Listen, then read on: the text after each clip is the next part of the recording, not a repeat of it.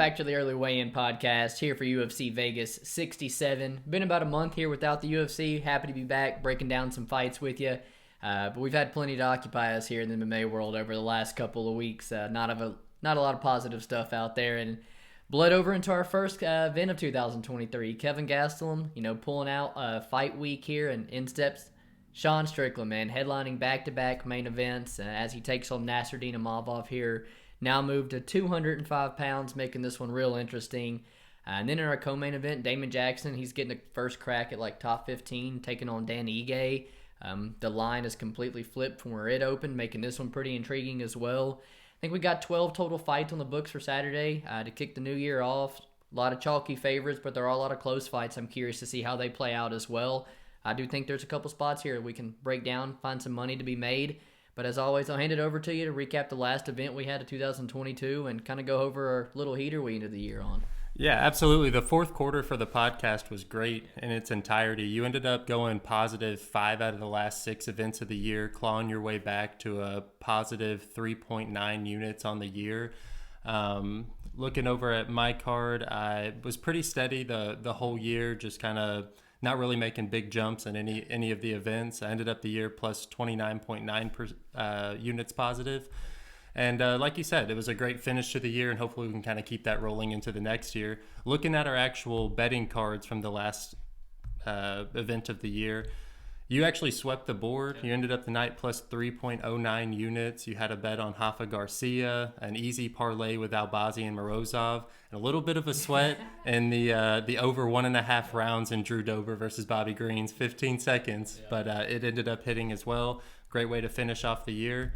And then looking over at my card, had Arman Tsarukyan, which he looked dominant in that fight. Saeed Nurmagomedov, definitely my sweat of the card, where it did not look like a good bet at all, but he ended up pulling it out. And then the Mahachete Rafa Garcia doesn't go the distance. Bloody war, but plus money. I'm not hating on it too bad. I ended up this card plus 1.34 units, and I think we got some plays ready to go for this weekend. In our main event, we go to the light heavyweight division, where we see Nassourdine Imavov taking on Sean Strickland. First and foremost, shout out to Sean Strickland for taking this fight on short notice. I know this card's been through hell after a month layoff from the UFC. Just happy to see names on the poster, man. That being said, we do have a great main event here, and I do think it's safe to say that Sean's going to be the heavier man in the octagon on Saturday. Having just fought a month ago in what looked like to be the best physical shape he's ever been in, I was hopeful that this would stay at 185 and that he would have stayed in shape, after coming off that questionable split decision loss to Jared Cannonier. But after just finishing watching the interview with the Schmo asked him why this was at 205 instead of 195 catch weight, and he straight up told him that his weight was unachievable at his current size of around 215-ish pounds. And that's not exactly what I'd want to hear if I was considering backing Strickland at this point, or in this spot. Imavov, on the other hand, looks as if he came into this fight prepared to take on all challengers. Props to him for accepting this fight on short notice with the opponent change.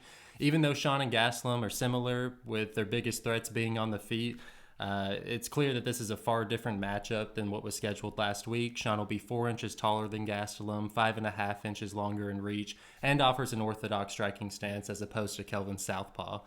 It's definitely not an easy fight for either guy, and the fact that it's 5 rounds, it makes it that much more interesting.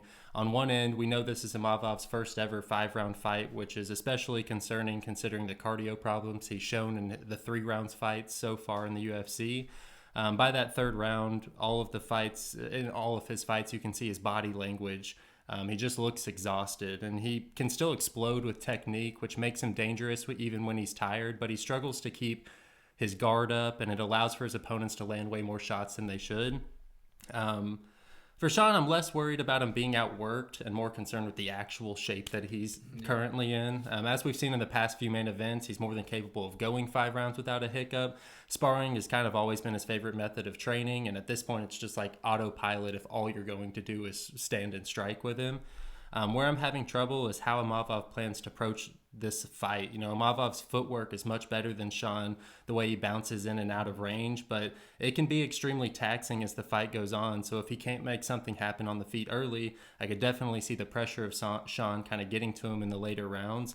I also think that Imavov could have success grappling early, but if he fails to finish Sean, I don't see how he's going to be able to get through that 4th and 5th round. Either way, I think both guys aren't cut out for a 5-rounder up at 205 for multiple reasons. I think that if this is a 3-round fight, Imavov is the clear side. If this is a 5-rounder at 185, Sean's the clear side here. But at this point, I'm just leaning the under. Imavov, technically better in my eyes, needs to finish early to ensure a win. Sean, overweight, acting out of emotion from that recent loss, even considering signing on the dotted line on this short notice. Both scenarios add up to an under in my book, which is what I'm looking at. How about yourself? You love your under 4.5. I love it. I can't get away from it. I don't blame you, man. For Imavov, it's not worst case scenario for him here. He's not having to cut the weight down to middleweight, and in my opinion, he's more than happy to get someone who's content to stand and just strike with him for 25 minutes. And to me, he's kind of a guy who is showing steady improvements. He is a guy originally from Dagestan, so he has that grappling in his back pocket that we don't really see him use a lot. But, slicing right through Edmund Shabazian, putting him the crucifix. But I definitely think everybody considers himself a striker, kind of like a Cyril Gahn of the, trains with him, looks like him on the feet, the way they throw, good 1-2s, elbows in the clinch. And he has good attacks up the middle. You see him throw knees and teep kicks. That's something that maybe could play a factor in an out-of-weight Sean Strickland here on Saturday. With Sean, it does and it doesn't surprise me that he'd take this fight. It's trying to kind of be the company man coming off back-to-back losses here. Win or lose here, he doesn't really necessarily take a step back for doing the company a favor. But he's definitely not someone, I've learned the hard way, that you can trust with your money.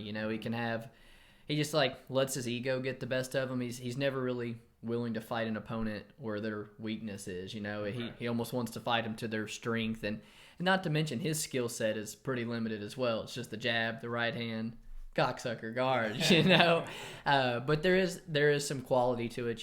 He's got the much better gas tank here. He throws a ton more volume. He's been in I think his last 3 fights have all been 5-rounders, or except for Alex Pereira, the 3 of the 4, and he's put up 150 strikes in all 3 of the 5-rounders. So I don't expect anything different on Saturday.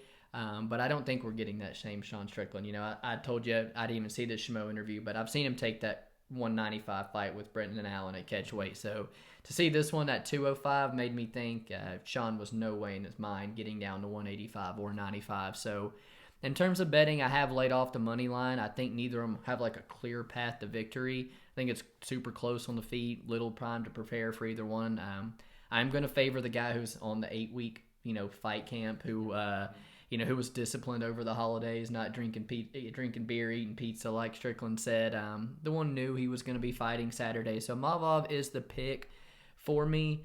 Not necessarily counting Sean Strickland out, though, In our co-main event, we have Dan Ige taking on Damon Jackson. For Dan Ige, kind of sort of has been a gatekeeper at 145 here. He's going to lose that step up in competition every time, like the Korean Zombie fight, the Cater fight, but he'll turn back the prospects a lot of times, trying to make their jump into the top 10 and top 15 in the division. He's just a guy that's never really wowed me, I guess, impressed me anywhere. He's got the heart of a Hawaiian. He's got the toughness, the durability, never being finished, but just doesn't really blow me away. It's just decent boxing. It's just decent wrestling. But he does train at a really good gym. His longtime best friend Punahele is also on the card with him. I know I can count on him to show up in great shape. But losing 4 of the last 5 compared to Jackson winning 4 of the last 5, it's mentality. Are the guys in 2 different places right now? Momentum's definitely in 2 different places right now. And for Damon Jackson, although I don't think he's the highest quality of fighter, I sort of do see a path to victory for him, and that's to lean on the wrestling. He's having a ton of success with it lately. You look back at Ige's fights, whether it be with Mavzar, who is just a very talented wrestler, I kind of want to throw out the window, but the Korean Zombie, the Bektik fights, it makes me hesitant to kind of want to lay a bet on Dan Ige, because I think there could be moments where Damon Jackson finds that takedown, lives up to the old Leech nickname, finds the body triangle, and wins some minutes that way. But on the feet, I think Damon Jackson's clearly outgunned here. I think he's going to be not only at just a technical advantage in the boxing, but I think Dan Ige's hands are going to be just on a different level when it comes to speed. I think you could see him land, really hurt Jackson, and that's where it brings me to, I don't know if Jackson's chinny or not, because there has been some knockouts on the regional scene earlier that are kind of make me think so. But then, the ones over the last 5 or 6 years, it's a flying knee and it's Ilia Topuria. So it's like a lot of those shots are going to set down a lot of guys. So I'm questionable if Damon Jackson really is chinny or not. But, I'm just torn because I see a big striking advantage for Ige. I see a wrestling advantage for Damon Jackson. The opening lines flip. There's money everywhere. I think the level of competition is just kind of forcing me to kind of want to lean more toward the side of Dan Ige here. And then Damon Jackson's also broken your number one golden rule you can't break. He's also Yancy Medeiros here. So I'm curious to see your thoughts on this one. Yeah, oddly enough, it does seem like a setup fight for the 34-year-old Damon Jackson. Like you said, the win streak and Ige on the worst run of his career. For me, I do think I see it as a buy low spot for a much better fighter who's just run into some tough matchups in his career. I've always kind of been tough on Ige as a top-ranked 145er. Kind of have the same feeling as you. I've just never been impressed with one singular aspect of his game, and I felt like he'd get outclassed by the upper echelon of the division, which we're seeing now. But that criticism, it isn't to be confused with calling him a bad fighter by any means. I think that Ige offers a ton of problems for Jackson here. Like you said, if he can keep the fight on the feet. After watching Ige's last performance with Movsar, it might seem like simply keeping it on the feet is going to be a tough task. But even in times where he was taking down, Ige did a great job of making Movsar work the entire time, which I think will be a key in this fight. If there's one thing about Jackson's game that's noteworthy, it's his ability to get his opponents to the ground, wrap up those submissions. With the 15 submission wins over his career, even though he had his last victory by KO, I'm doubtful he's going to abandon that grappling style that got him to the big show. So I see some early grappling success for Damon, but I'm also confident enough in Ige's submission defense that he'll be able to work out of those positions and fight back to his feet as the fight goes on. Damon has shown in the past that he can give up positions out of exhaustion as the fight goes on, like the Dan Arguleta fight. I think that's the one I think that's where Ige can capitalize. Once Damon gets tired, his already unorthodox and questionable striking skills become very sloppy, and he can allow for openings for him to get slept. And a fight that I watched back that I think that is a perfect comparison for this fight is the Kevin Aguilar fight. It ended up going 3 rounds, and by the 3rd round, you saw Damon Jackson almost getting into a slugfest, which did not work out for him in the slightest. And I think that Ige's the type of guy who is willing to test his chin, throw down with you in a slugfest type situation, and I've got the Hawaiian all day in that scenario. I think if he can match the wrestling in the early rounds, make Jackson work, we're going to see Ige get the late KO. So officially, I'm taking Ige by 3rd round KO. For my fight of the night, we move to the bantamweight women's, where we see Ketlen Vieira taking on Raquel Pennington. And this matchup has taken so much more pre-fight betting action than I would have guessed coming into this card. And as we can see by the line, it's one of the more closely lined matchups on the card, with Vieira's line slowly creeping up as we move closer to fight time. And I get why, man. Like, I'm always on the lookout for the opportunity to fade Rocky, who I feel like has been in so many fights, has so many fight miles on her, and has never really left me with like a jaw-dropping performance in the last half decade. Rocky always been considered in my mind as a grinder style fighter. And I do feel like this could be a favorable matchup for her if she can avoid those power shots of Ketlen and make her work up against the fence. I think there were some good takeaways from Ketlen's performance against Kunitskaya. First off, that should not have been a loss on Ketlen Vieira's record. But let's look at the success Yana was able to have in that fight. Multiple times in the fight, Yana was able to hold Vieira up against the fence simply just with good shoulder pressure and head position. And then she was also able to find success on the ground when she did wind up on top. Ketlen, for the entirety of the 2nd round, allowed Yana inside of her guard without any real threat of submission or attempts to get off of her back. And here's the thing, bantamweight women's MMA fights, I think it's going to be greasy at the end of the day. Always is.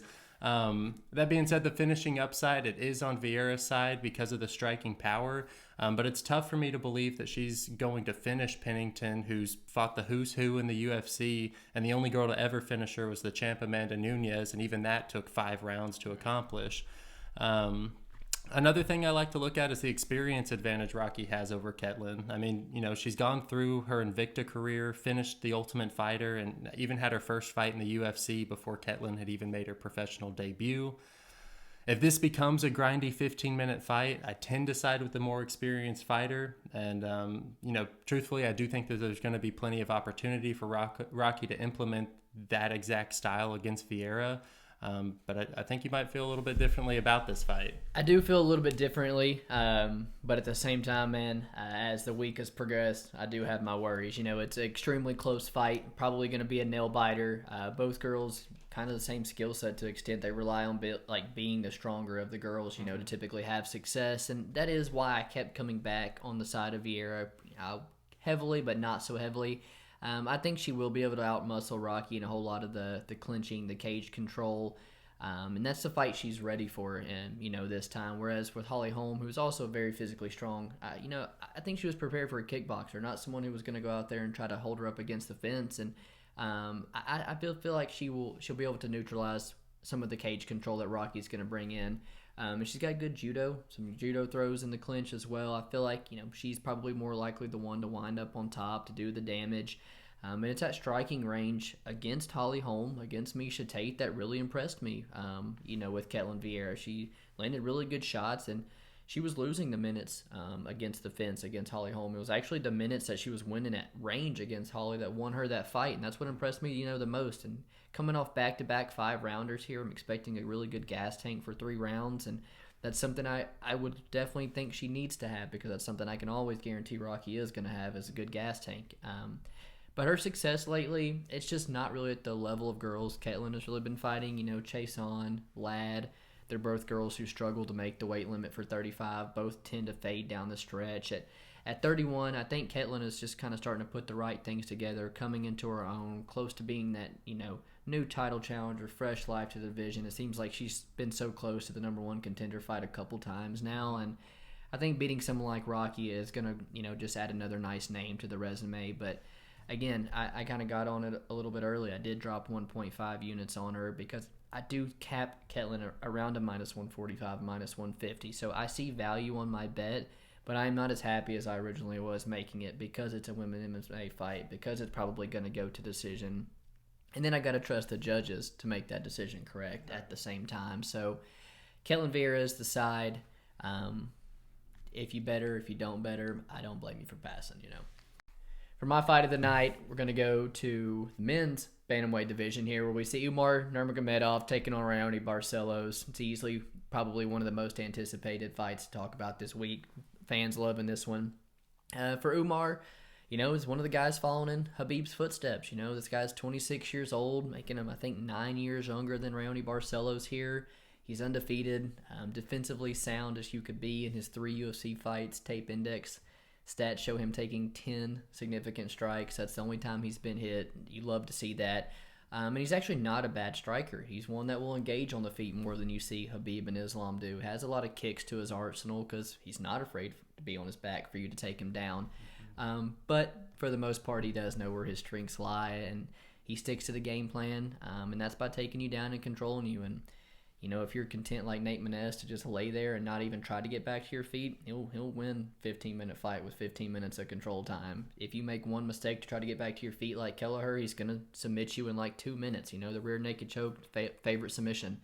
But with Raoni, pretty good submission ace of his own. A little bit late start to the UFC. He didn't debut into the UFC till he was 31, and really hasn't been as consistent as a lot of people would like. This is the first time since 2013. He fought 3 times in a calendar year.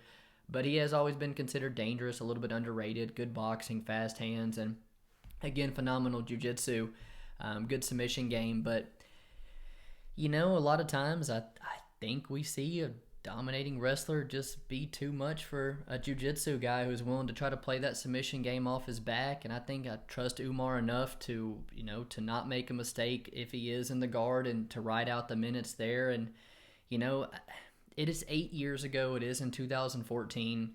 Raoni's lone finish loss is by rear naked choke to Mark Dickman, who was a 4-time JUCO All-American wrestler. And he's yet to fight a wrestler since. He's yet to fight a guy since whose game plan is to come in there and take him down. And in those 8 years, is a 28 to 35-year-old guy in Brazil or an 18-year-old to 26 Dagestani mountain wrestler.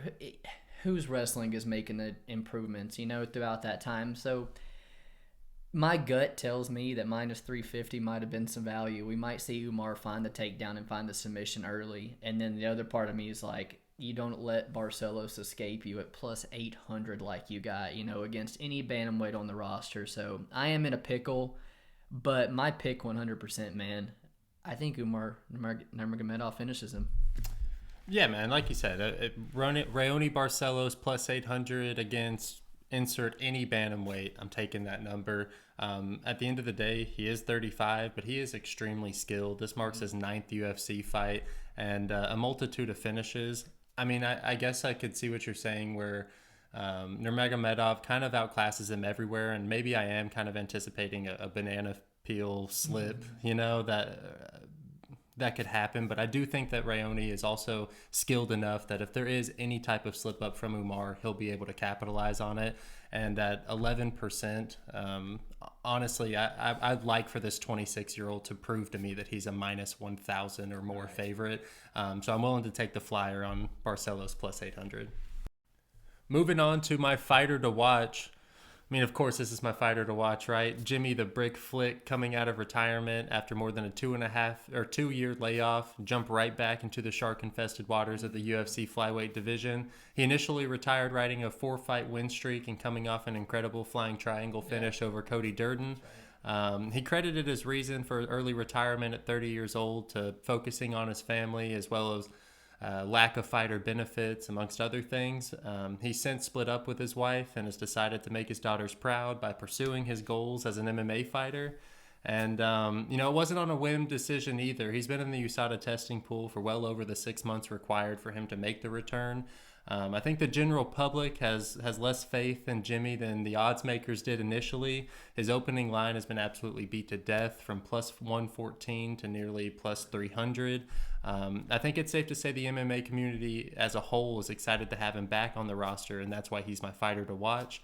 Although it could be a tough time for him in there on Saturday. I think it is a tough time for him on Saturday, but I'm happy to have Jimmy back. Nice submission artist, Fighter for me, Claudio Ribeiro. Anyone fighting Al Hassan usually draws some attention, and it used to be because you left the octagon unconscious. Right. Now it's because you're probably a pretty good betting spot, Ribeiro here is coming off a 25-second win over the Contender Series. This guy's like 7 years younger than Al Hassan, and coming in with all the physical advantage you could want on paper. A couple inches in height, couple inches in reach, and the way he fights, it just pronounces the reach. It's like Sean O'Malley having a 70% reach. Like the way he fights, it's super pronounced. This guy fights so long, and I had compared him to like a middleweight Johnny Walker. And watching a podcast today, I saw someone say he was like a Michelle Pereira, and that is just a spot on, even better comparison here. The way he fights.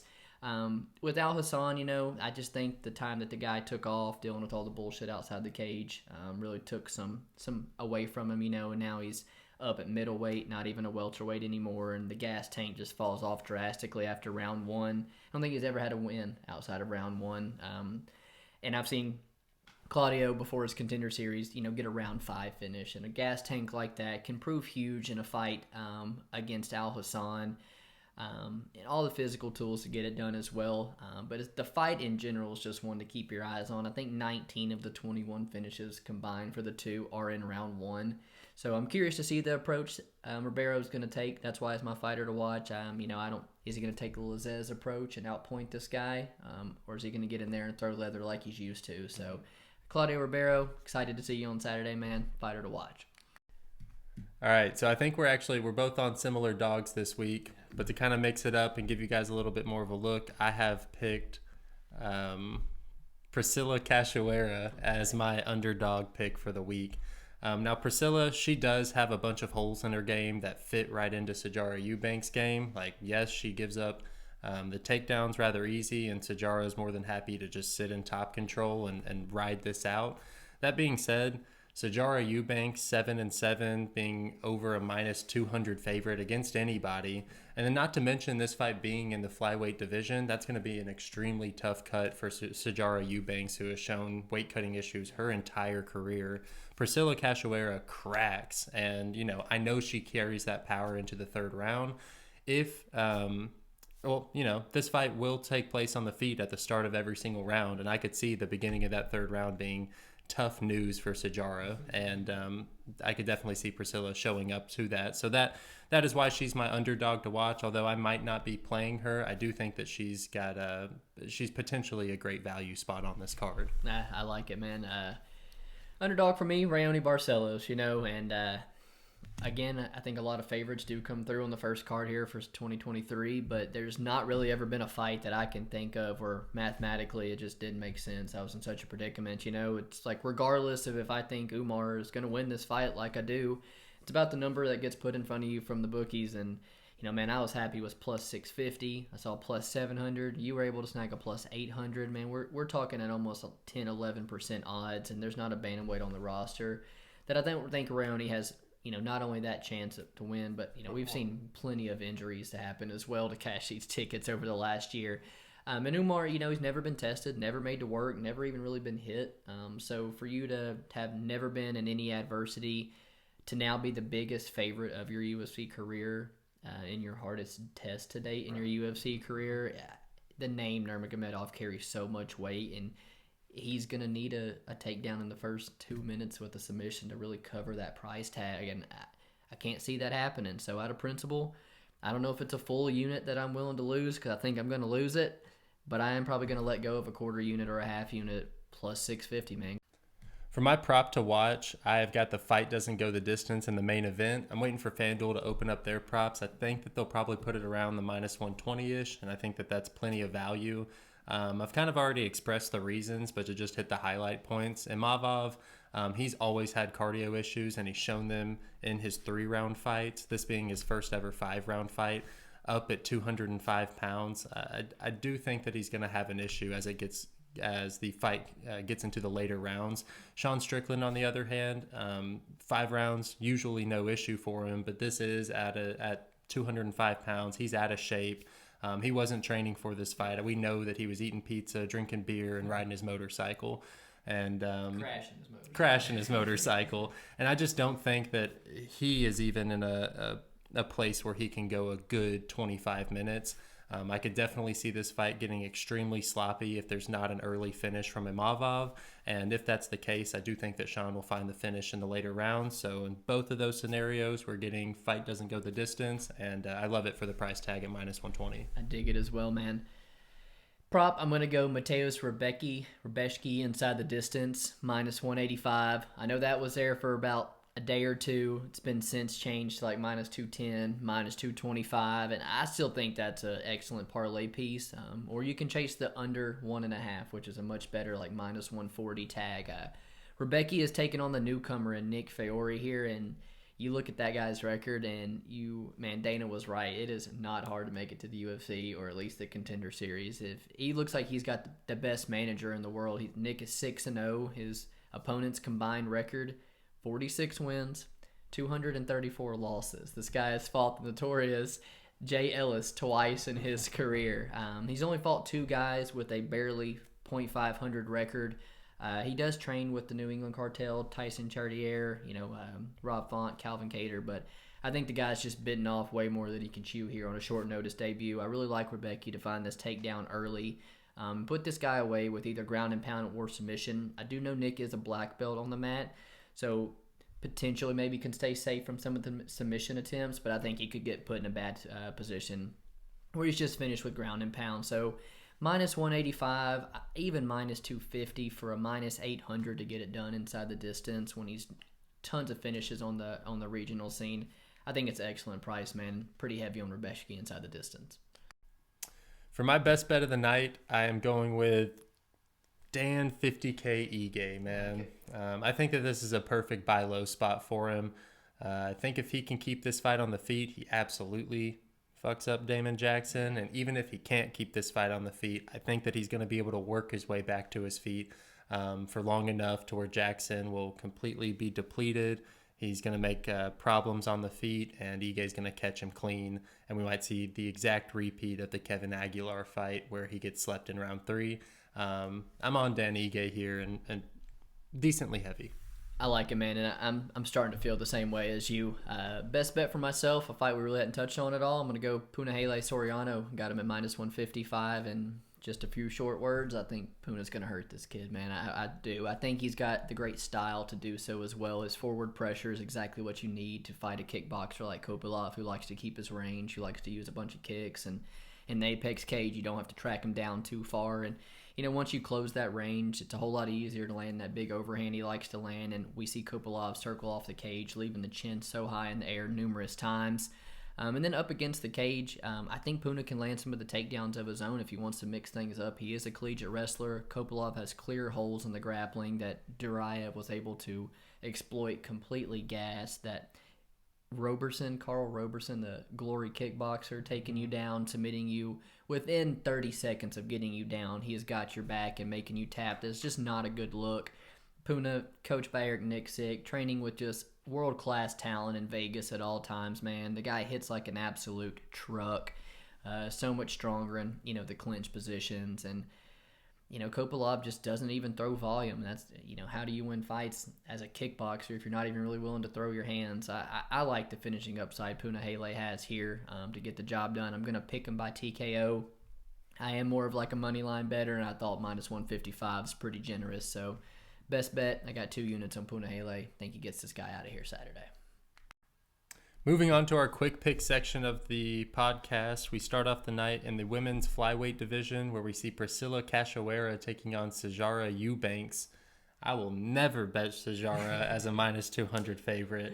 I do think that she has the skills to win this fight. So I think officially I'll be picking Sijara to win by decision. Although I would not be surprised at all if Priscilla can catch her before the third round ends. Yeah, and I'm with you. I think she offers the clearest path to victory. You don't have to rely on like a one-punch knockout or something. But, yeah, don't lay chalk on Sijara. I think you'll regret it. Jimmy Flick taking on Charles Johnson at men's flyweight. Charles Johnson, man. I think he's going to go out here and potentially put Jimmy Flick away. Yeah, I also am leaning Charles Johnson here, although I hope Jimmy Flick makes a decent account of himself after this huge layoff. I like him enough. Moving up to the featherweight division, Dan Argueta versus Nick Aguirre. I'm going to go Dan Argueta here. Not very confidently, though. Yeah, I haven't even really looked at this fight with the Nick guy taking it on short notice. Dan's a good wrestler. That's where I really know about him, and he's got the tough experience, LFA experience, so he's going to be the side I'm on as well. Alan Nascimento taking on Carlos Hernandez. I like Carlos Hernandez. His Contender Series fight was really fun to watch, but I think he's just a bit out-experienced here, a bit out-grappled here. I'm going to go with Alan Nascimento. I think a lot of this is the Nascimento love is baked into his last performance over Jake Hadley. I don't rank Jake Hadley that high, so I think that this line's a little bit wide. I'm with you. I like Carlos Hernandez to make this a whole lot closer than the odds imply, but officially Alan Nascimento here. Moving up to 135, Mateus Mendonça versus Javid Basharat. I'll go Javid here, one of the higher prospects that the UFC has right now. I was about to say, I really like what I see from Javid Basharat. The way he manages his range, his distance, and he can also grapple. I mean, just fought a good wrestler in Tony Gravely. But time before that, fought Trevin Jones, who has unreal power for bantamweight, completely stayed safe. I think he's going to put Mendonça away here on Saturday. I like Javid. Mateus Rebecki taking on Nick Fiore, men's 155. I think I'm going to parlay Javid with Rebecki inside the distance, so I think that's going to be one of my bets that I do put out on the card once they kind of come out. I think Rebecki gets the first round finish. Yeah, another one where I hope that Nick makes a better account of himself. You'd hope that the New England cartel aren't just throwing him in there without any chance of winning, but it does seem to look that way. So I'm also on the Rebecki side.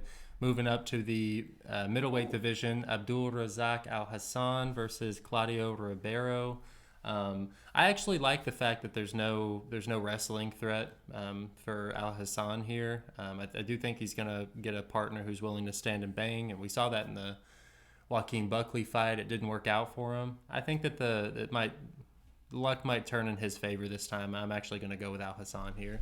Killer prelim main event right here. They know what they're doing. I'm going to be on the other side, Claudio Ribeiro. I think the athleticism, the size, the speed, kind of like Chaos Williams. We're just going to see it get to Al Hassan, catch him a little early. Kicking off the main card, everybody's favorite fight of the week, Umar Nurmagomedov taking on Raoni Barcelos. And although I will have a small bet on Raoni Barcelos because the math doesn't make sense, my gut deep down inside really does say I think Umar's going to go out here and submit him for a second time. Yeah, like I said, I'm really hoping for that banana peel to come into play on Saturday. But something. But I am going to pick Umar to win this as well.